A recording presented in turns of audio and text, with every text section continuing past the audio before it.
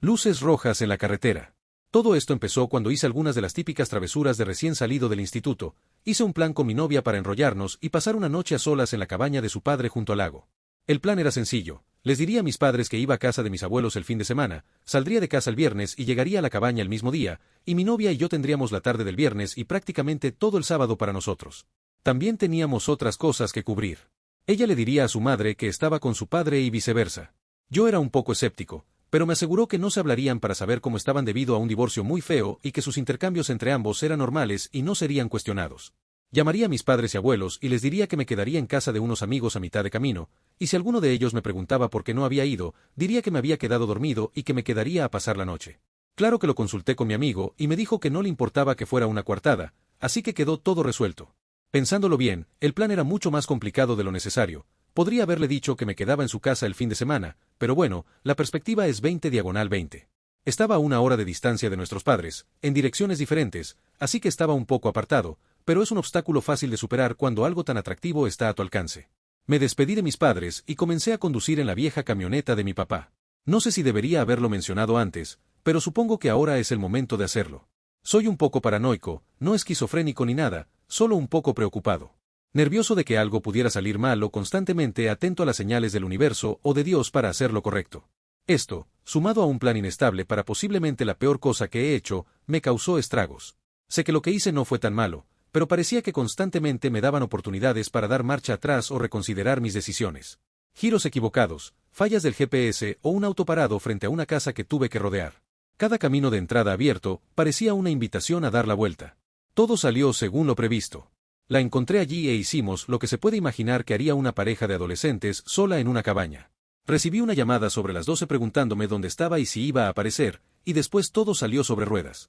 No fue hasta las 2 de la mañana que por fin revisó su móvil y, para nuestro horror, era un mensaje de su padre.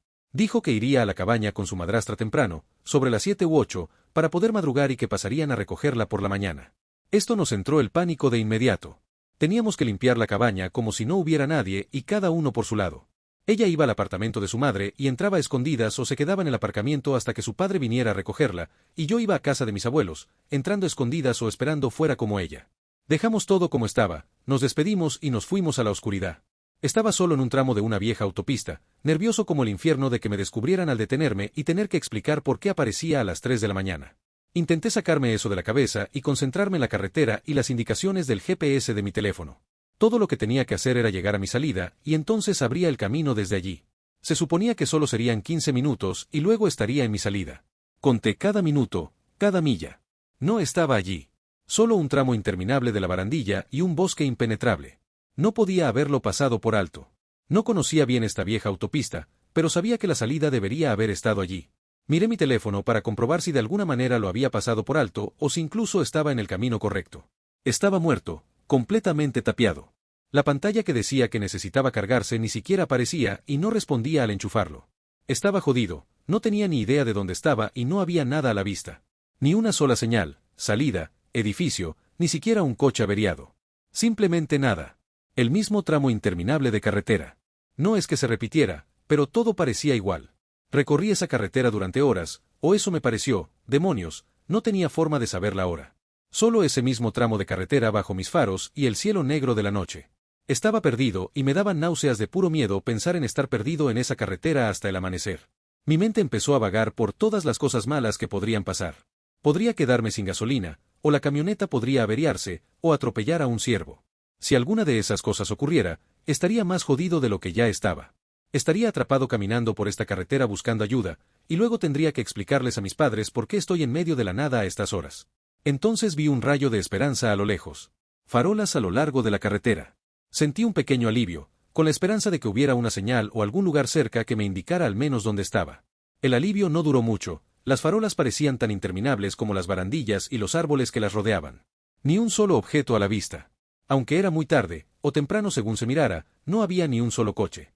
No había visto ni un solo coche desde que salí de aquella estúpida entrada.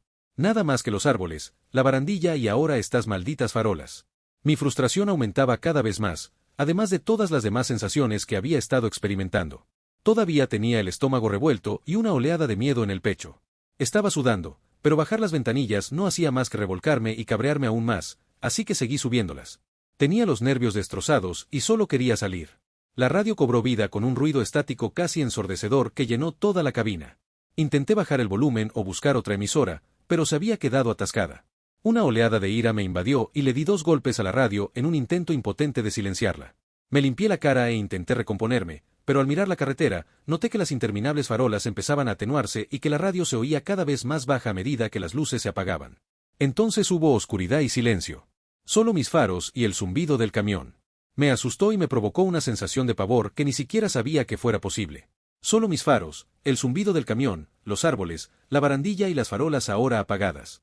Se quedó así unos minutos, lo suficiente como para que me acostumbrara, aunque odiara cada segundo.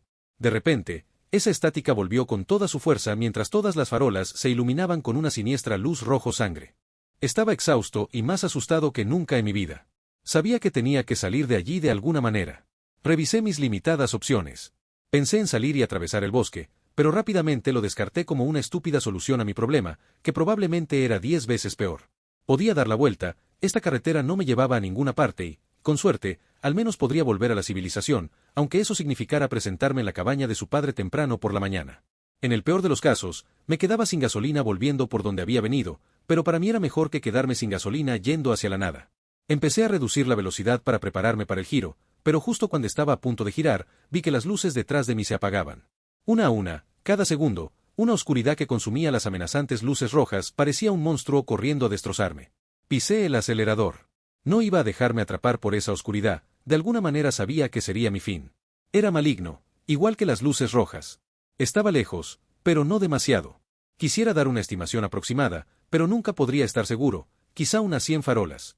Tras el impacto inicial de la oscuridad, bajé a una velocidad más manejable, seguía agotándome y la oscuridad parecía extenderse a un ritmo constante, aunque aterrador. Me sentí fatal, me sentí muerto, y entonces empecé a hacer algo que había olvidado hasta ese momento. Empecé a rezar. Dios mío, Jesús, no me dejes morir aquí, que no me atrapen aquí, por favor, perdóname y sácame de aquí. Entre lágrimas, estaba a punto de balbucear un amén, cuando las farolas empezaron a parpadear.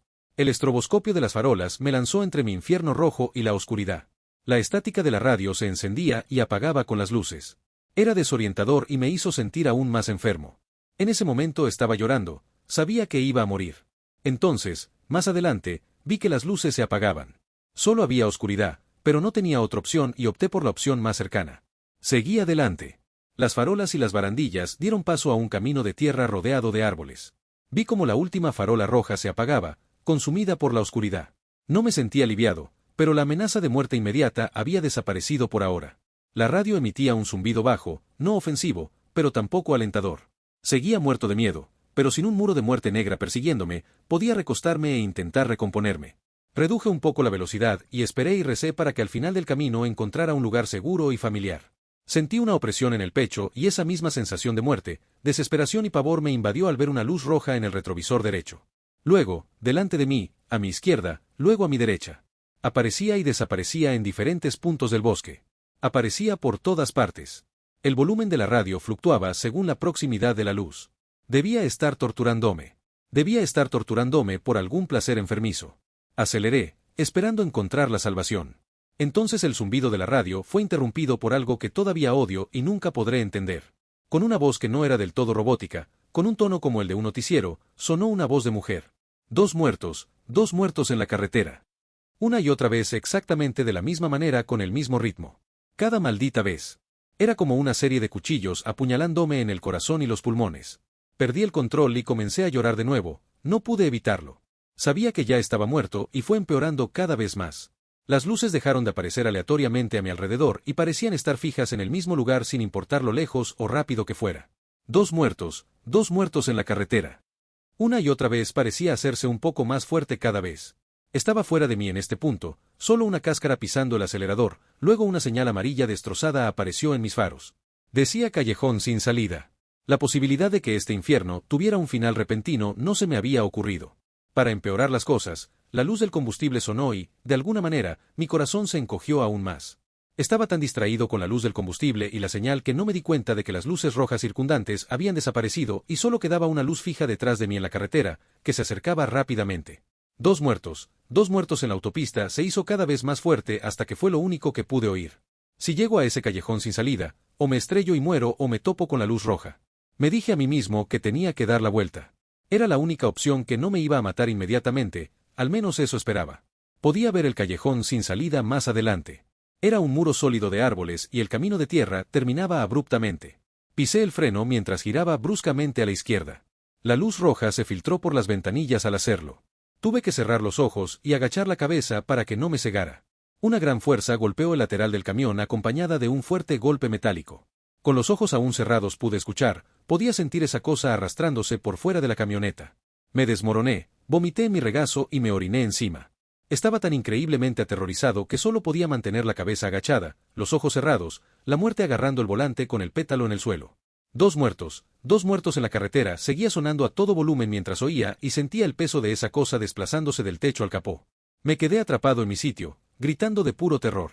Entonces empezó a golpear la ventana. Puñalada sería una palabra más apropiada.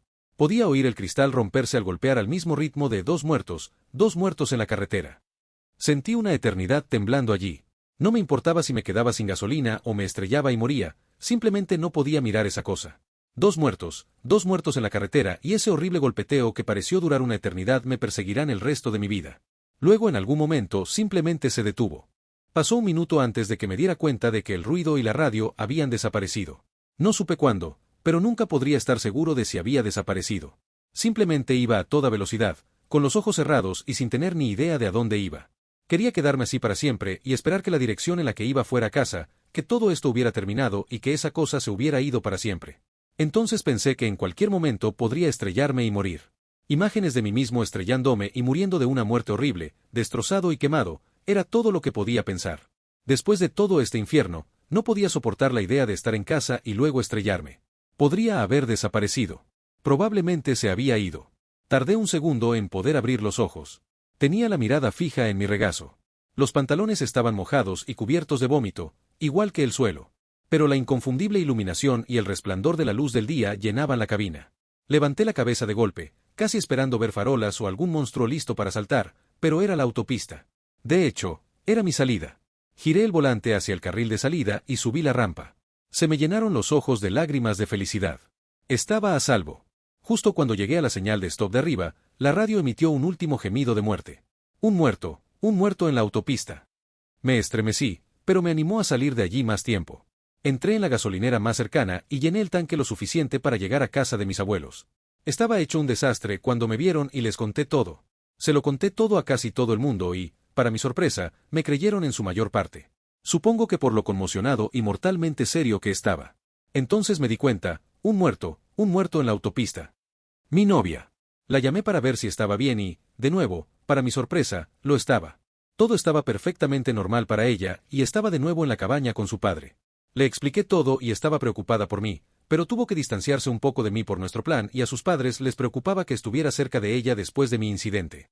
Lo cual es justo, pero esto pasó y las pruebas estaban por todas partes. Mi tanque estaba vacío cuando salí de esa carretera, tenía una abolladura en la parte trasera por el impacto, el parabrisas tenía una grieta diminuta por el golpe, y no es que yo lo supiera, pero mi papá dijo que el kilometraje era mucho mayor que si hubiera ido al lago con mis abuelos.